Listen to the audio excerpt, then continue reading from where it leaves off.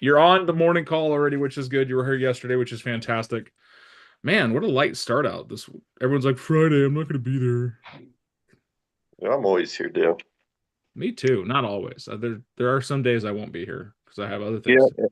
and then Christina and I, make up that difference. Yeah. Why is Jim all red? Oh, that's weird.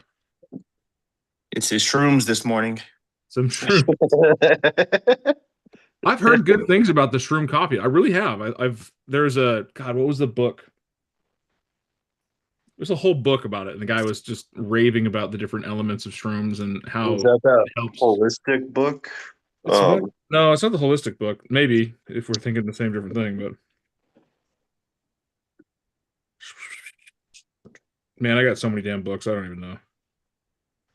Oh, I did give Max the MREA book to read. The Maria. Yeah. Yeah, I'm up to 444 audiobooks. Most of these are not business because my wife jumped on my account. It looks like a book called Hate to Love You. What? Yes. I'm not gonna read You better that. watch out. Right? So Your wife's a nurse, ain't she? she is. So she knows creative ways to kill you. That Oh, makes it look 100%. If medical. I go missing, guys, that is 100% the first person you start asking questions to. Yep. I'm not asking the questions. Jim is the smartest one here. He's like, I'm not asking shit. Oh, She got rid of you on purpose. That's her prerogative. All right. You hear that, babe? No one's gonna ask if I go missing. we'll all She know. she We just will said all well know. trained. We don't have to ask. Tell Jess I got an extra shovel. Where are we meeting? You guys better get it back. It is not on it. You and what army?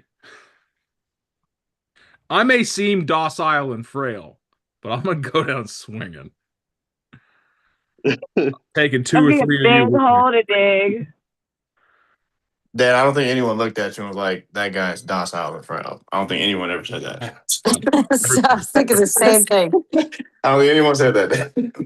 So before we jump into Docile wins this man. morning, I was sitting in the car with Sky this morning, right before we drop him off for school, and we listened to TikTok or Instagram Reels for a couple minutes while we wait to the clock to strike 7:30. And there was this one story about a dad. It was like, "Hey, dads, what was one time you absolutely destroyed your teen's confidence?" And I laughed because I have a 13-year-old sitting next to me, and he's talking about how, well, my son turned 16 and started working out real heavy, and he thought he became big, bad, and strong. And one day, with him and three of his friends in the kitchen, they were sitting there and saying, "Well, Dad, I think I can take you in arm wrestling finally." Or no, he said, "Dad, I can finally take you." And the dad goes, "Where? To the grocery store? To ice cream? Because I know you ain't talking about anything else." And he goes, "No, Dad, I think I can beat you in arm wrestling. Let's give it a shot." And so the dad goes, "Okay." And the son gets all hyped up and gets ready to sit down at the table. And he's doing it. And the dad did the daddest thing ever. He sat there with cold faced, bored look on his face, and it held his arm straight for a couple of seconds, and the kid thought he was winning, and then he slammed his hand down, looked him dead in the eye, and said, "You better go work out some more." And I looked over at Sky and I said, "Sky, if you want to beat me at arm wrestling, you better start now and don't stop for the next 20 years." He goes, "When I'm 16, I'll be able to beat you up." I'm all. Good luck. Also, there's one thing you don't know about dad strength is the older we get, the stronger we get. We may not look like we're ripped, but guaranteed you can't mess with a dad. It's just something about dad strength that you don't mess with. And I know that firsthand because my dad, who is about 30% smaller than me, he's smaller now, can probably still mess me up. I ain't gonna put that out there. My dad's hands eclipse mine by at least 10%. So Dad's big. that's big. But he's a smaller man. He just has massive hands and he's just I've seen my dad rip apart a stump log to prove a point. So my win this morning was asserting dominance over a teenager, making him know that no matter how big and strong he thinks he's going to get, I still got his number. What are your wins? I love it. Submitted another offer yesterday, Yeah, you did.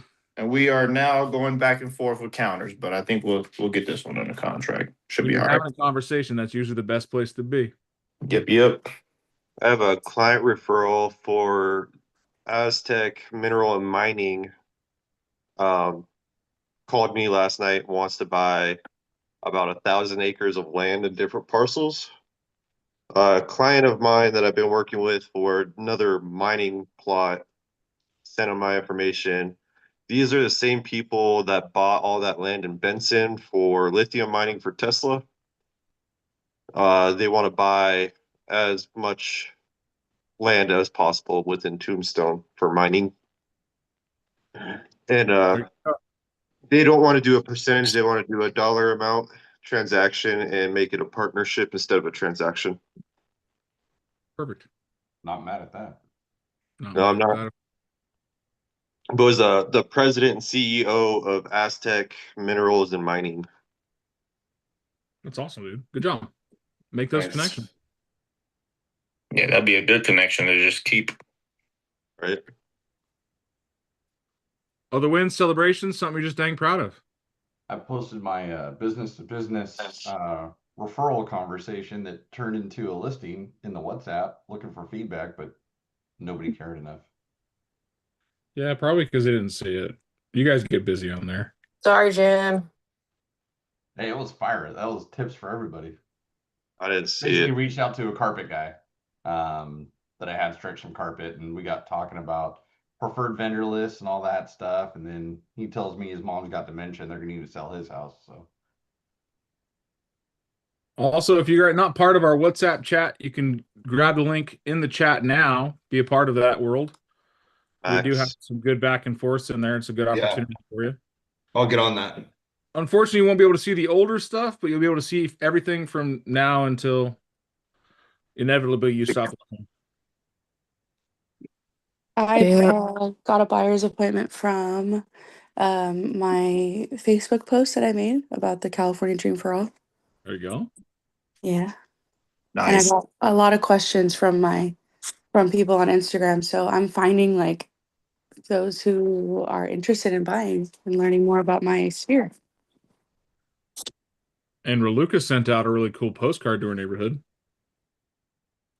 I did. Thank you. I'm hoping hope that's it a good works. turnout for you. Because I do walk my dog. Sorry, I had my friend's dog here, a Doberman, and he's crazy. I'm exhausted.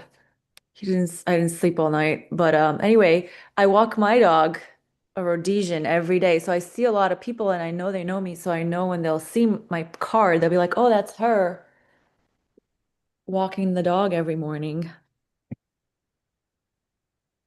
So yeah, I hope it works. Stop and wave. Visibility is one of the best things in your neighborhoods. If you guys have a neighbor, make sure they know who you are. Stop and say hi. One of my favorite things to do is when people are running in my neighborhood or jogging or walking, I like to slow down, pull up next to them, roll down the window, and tell them they're doing a great job. The smile you get, they light up, and you're like, "Hey, man, doing a great job. Keep it up." And then just slowly drive away. Right after the weird look, like, what is this guy doing? Oh no, never weird. It's also the neighbors that live behind me. They're always yelling at me to slow down. So it is what it is. It's balance. But all right, Sam, what do you see in the world of money these days, other than the meteoric drop of crypto? Yeah, well, so we have a new Fed chairman, starts in May. I think the drop in crypto was due to that. Pros and cons, obviously, I think that ultimately he will be better for the short-term interest rate market. I don't know. It's, jury's out on whether or not the overall housing market will respond favorably. Well, I guess we'll define what that favorably really means, but I do think that rates are going to continue their downward trend.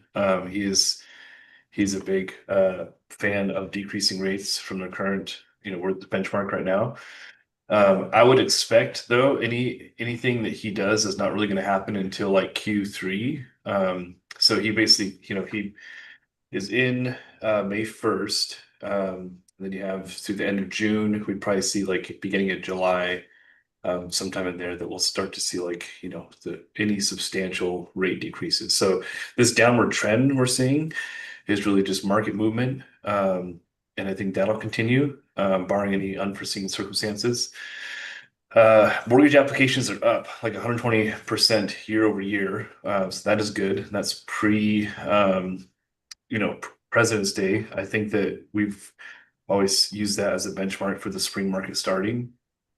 So generally speaking, mortgage applications are 120-day lead indicator. So before 120 days from now, we'll start to see those buyers into the market. And that kind of tells the same story we're expecting, which is, we're probably gonna have a pretty dominant spring market this year. Fannie Mae and Freddie Mac were projecting higher real estate numbers this year than last year, obviously. But I think that we are in for a pretty busy spring and summer. So if you have buyers now, the conversation we're having with them is you can always refinance your rate, but you cannot refinance equity, whatever you want to use. There's so many different little catchphrases, things like that. But I do think that as just supply and demand, if rates continue to come down, we have more buyers into the market. It's going to push those housing prices up. Probably not quite as much as we saw, the FOMO market of 2020 and 2021, but it will be a significant increase in housing values. What do you guys see in the market right now? We're still getting low appraisals kind of nationwide.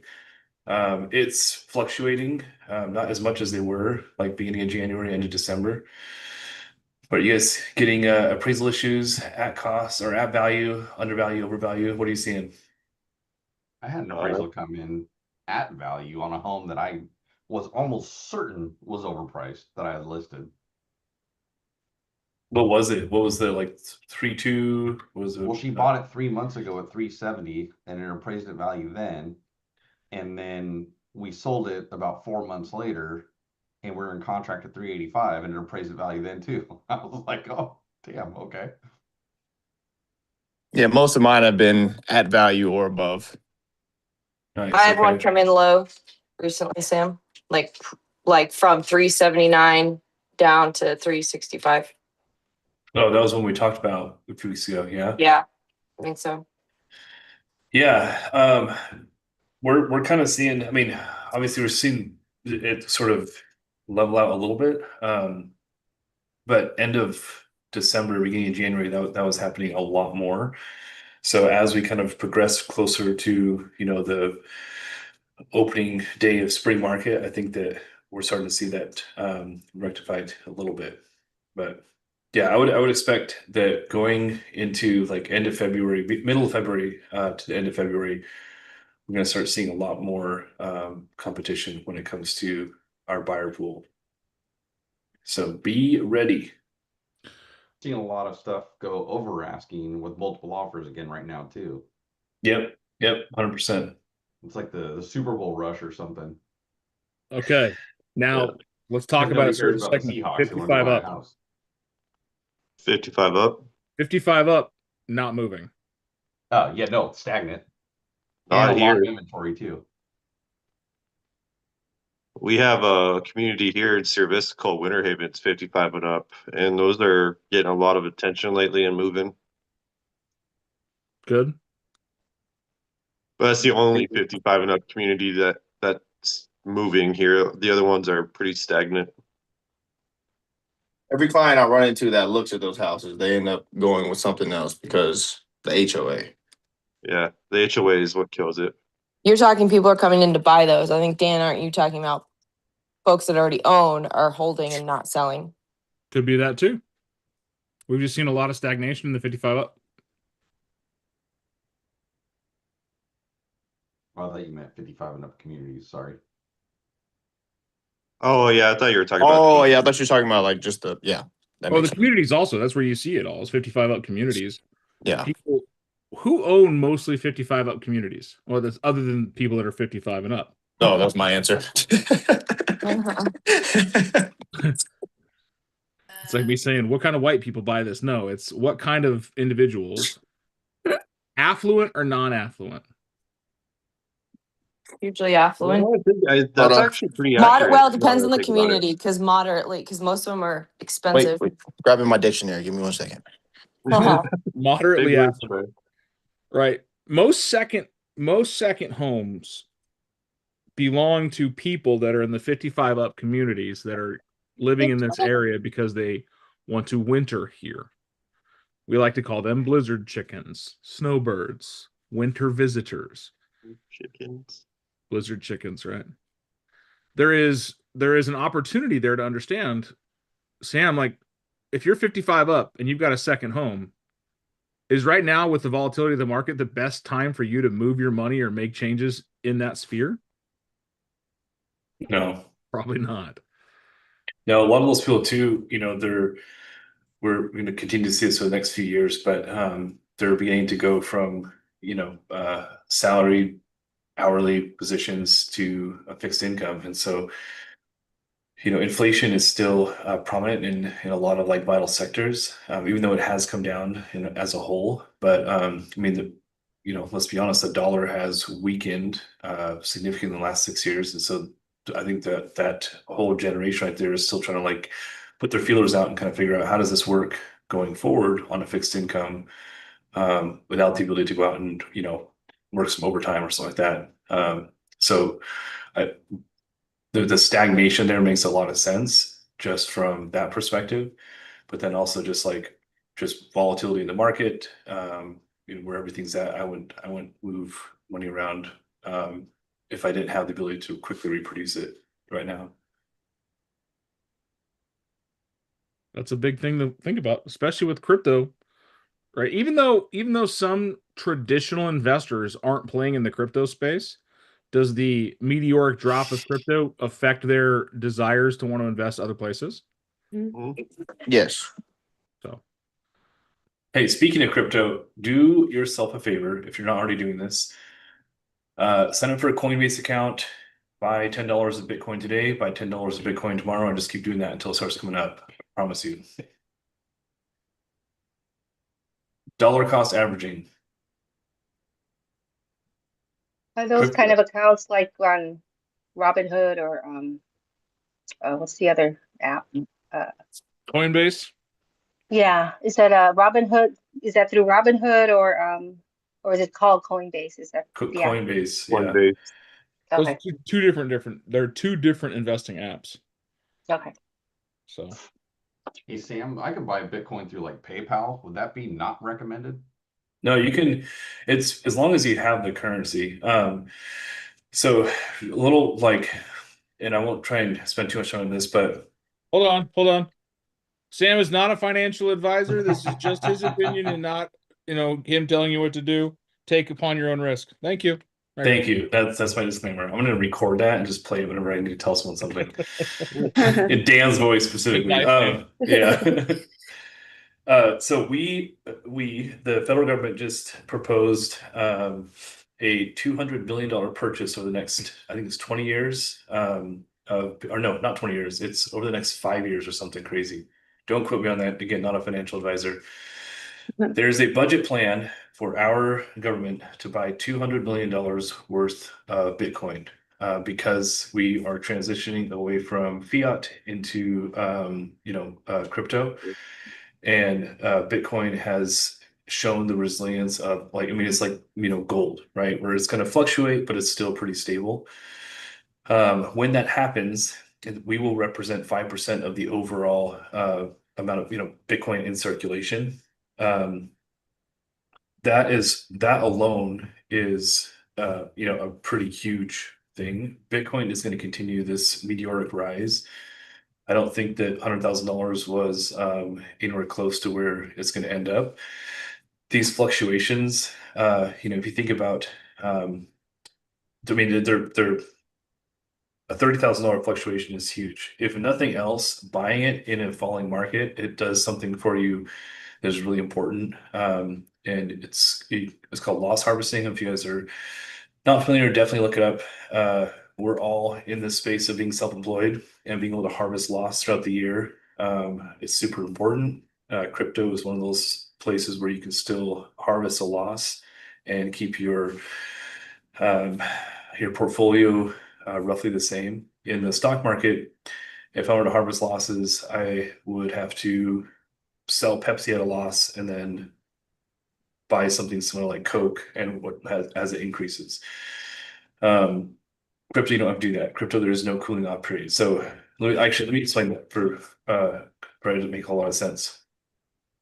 If I hold Pepsi, let's say I hold $100 of Pepsi stock, and I bought it at $100 a share, and all of a sudden Pepsi drops from $100 down to $80. If I sell it at $80, I have just realized a $20 loss. But the way that it's governed is I have to wait 30 days before I can re-enter Pepsi, before I can rebuy Pepsi. However, there are a lot of mirror companies, Ford and Chevy, Pepsi, Coke, Android, or Samsung and iPhone. I mean, the list goes on. They kind of follow the same trends. So what loss harvesting does is I can sell Pepsi and immediately go and buy Coke. That's legal, and it's technically it's like the same genre, same market, but I am not breaking that cooling off period. So my portfolio is staying roughly the same, but I'm harvesting that loss. So at the end of the year, when we go do our taxes, instead of paying a huge tax bill, if I can produce losses, if I can harvest losses throughout the year without decreasing my overall portfolio, that's a win, right? Crypto allows you to do that without harvesting a loss. So I won't give exact numbers, but a few weeks ago, I sold some Bitcoin. I took a pretty substantial loss and I rebought it at the same amount. So now I just rectified my portfolio, because now my dollar cost average, the average cost I bought Bitcoin at was lower. My portfolio stayed the same, but then I also harvested a loss on top of that. So that's some higher level stuff. But man, it is so important to understand this, even at a very basic level, because there's a lot of ways that you can build and retain wealth that are just not talked about. And it's up to us to sort of discuss these things openly and figure out strategies together so we can hang on to our hard-earned money. There's a lot of opportunity, and this is like a Finance Friday. It's not just for lending and houses, stuff like that. I think it's important we have conversations around wealth and investing. Would you guys agree? Mm-hmm. Yep. I was talking to Steve Lemons, who's the other lender that I use, and a good friend of mine, but we were talking Airbnbs and we're talking this and that. And he was talking about how Bitcoin's going to crash. And this is when Bitcoin was at like 80, 90 a coin. And he was saying it's going to drop to the near 60s here in the next week, and then probably continue to the 40s, if not rebound. And I said, why don't we short Bitcoin? He goes, there's a company out there. Shorting it means you're betting for it to fail, and you can make money on it. So he's like, okay. He tells me about something, his Discord channel that he's working on, that he has, and he tells me about this ETF, which is the exchange traded fund. These are funds that buy Bitcoin or options or shorts, and you can buy shares of those. He tells me about this fund. He goes, this is a fund you can buy. Don't sell your Bitcoin, because you never know what's going to happen. But you can bet against what you already hold. And losing money on one side and making money on the other is kind of interesting. But he said, if I make 10, 15%, that's a win. Because that 10, 15% of the money I've got in there helps me shield against the loss I have on the Bitcoin side. Well, I put some of my free cash in there. And yesterday I was up 10%, almost 15 in one day. Is this similar to options trading, Dan? Similar, but not exact. We need Mikey on the call. He is our resident stock guy. No, we need Mara's husband, and she just dropped a thing in there. I'm so dumb about it. That's why I work with Dwayne. Yeah, Dwayne is a financial advisor and financial planner, so he would be able to give you guys advice. I don't know how he'd feel about giving unsolicited free advice to a group of people who may or may not take his knowledge, but I would always invite him to be on a Finance Friday as well. Just have a conversation with the guy, and if you can hang in there. I mean, it's stuff that I have to listen to 15 times and then go do my own research. I still don't understand it, because that's not my strong suit. He'd be That's happy why- to talk to you guys. Yeah, that's why you get good people in your corner. Next week, that Mark, know what they're talking about. I'm sure Sam would listen to that. I will be in Jamaica next week, so Perfect. I will watch recording. Always want to learn something about that. Well, Mar, if he can be on for Friday next week, that takes over Sam's spot, because Sam won't be here. He'll be in Jamaica, man. Oh, Wagwa, man. And Mara, if Dwayne's there listening to this call, tell him I'm sorry about what I just said when I was asking. Is it this? I'm sorry, Dwayne. I'm working on understanding. No, I want you guys all, every single one of you, from the newbie max to the old time guard, I want your money to work for you. Having it in a bank account is fantastic. A savings account is fantastic. Having it under the mattress is fantastic, but it's not doing anything for you. Having $10,000 in cash in your sock drawer is fantastic, but you put it in the market, let it grow. Let your money work for you. That's one of the greatest books ever. It's a fable. It's The Richest Man in Babylon. Read Oh, it. such a good book. Read it. The Richest Man in Babylon. Your money works for you, and then your money's children works for you, and then your money's children's children work for you. If you don't understand, it's your money and the interest it's earned, and the interest it's earned has worked for you. I didn't quit. I was forcibly removed from my position at the car dealership when I was at Dodge. You guys know what I mean? I was doused in kerosene and I was fired. It's probably the best thing that ever happened to me. It led me to from the car world back into real estate. Well, I left Larry H. Miller, which is a huge company, with like $9,000 in my 401k account. And this was back in like 2012, 2014. I forgot about that money. I forgot about everything that was in that account for 12 years. I got an email from this company that said, hey, your 401k is now fully vested and been transferred into this account. You can access it from this. And I'm all, what? That account had $40,000 in it. I can tell you guys, I didn't put $40,000 in that account. Magical what happens with compound interest over time.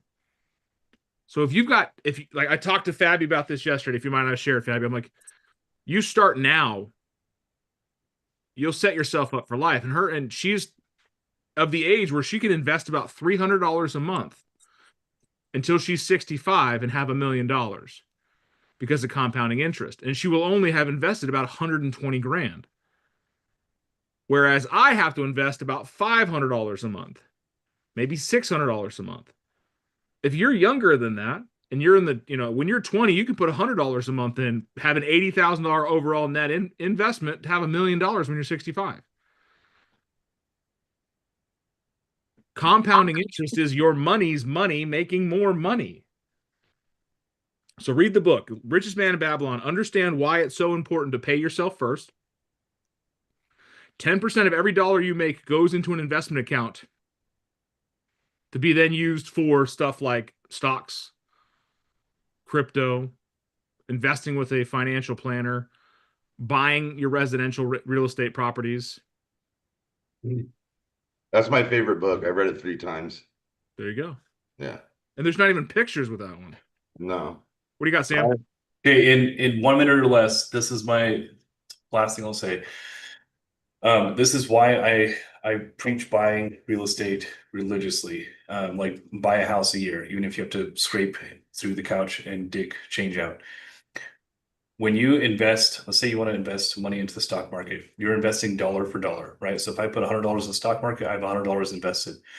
When I invest in real estate, I can put 5% down on a $500,000 asset. Do you know how much appreciates, what my total appreciation package is when I put that 25% or $25,000 down? 5% a year? Sure, it's 5% a year, call it whatever number you want to call it, but the overall number, it's not 5% a year on 25,000, it's 5% a year on 500,000. Yeah. So the best way you can compound your investment is to use leverage. And the only thing you can use, or only leverage, the easiest thing to leverage is real estate. Very good. Yeah, you're gonna have a phone call, Sam. Let's do it. I'm gonna put my number in the chat right now. Phone number. If you don't have Sam's phone number, it's in the WhatsApp chat. Did we ever talk about debt coverage service? DSCR? Yeah. Let's do it. Not next. We can, but not right now. No, not right now. I was just throwing it out there for next time. Because I just found out about it and I thought it was really interesting. Yeah, we talked about it maybe weeks ago. Yeah, I might have missed it. Okay. Let's do another call on it because honestly, those are such powerful tools for anyone that like us specifically self-employed to be able to utilize if you can come up with a down payment and you have a strong rental. Dan is calling me. I'm trying to copy your number and put it in the chat, but the damn thing keeps trying to call you. Okay, I'm gonna put you a voicemail. We'll do another one. Not Okay. next weekend, but Yeah, the week after. thank Let's you. do DSCR. So in our group chat is Sam's phone number. Sam, you missed it. You got in after Sam. So all right. Guys, call Sam. You got someone who wants to buy investment properties? You want to buy investment properties? You got someone who wants to sell investment properties? Talk to Sam. There's opportunities there. Also, if you have investment properties that you may not have the money or the mindset around buying and you think it might be a good deal, reach out to us. Put it in the group chat. Sam, myself, Jim, there's other investors on here that are like, you know what? Let's partner up and make it work. My very first real estate deal was with my mom. We went 50-50 on a trailer park. A trailer park. Your trailer park's fire. That's cool. So, Sam, thank you for being a part of our morning. Thank you for being awesome. Guys, if you need a really good lender, you need someone to talk to money, can't go wrong with Sam. Sam, I am. Spamuel. All right. Spamuel. Yep. It's all about the Spamuel. All right. His phone number is in our WhatsApp chat. The rest of you can pull it out of the chat here at the Zoom. Any other thoughts, questions, comments, concerns before I kick you out of here? Thank you. All right. High five for Seahawks fans. Because my wife has made me a Seahawks fan. There you go. I love it. Dan, high five. Whoosh. Go sport ball.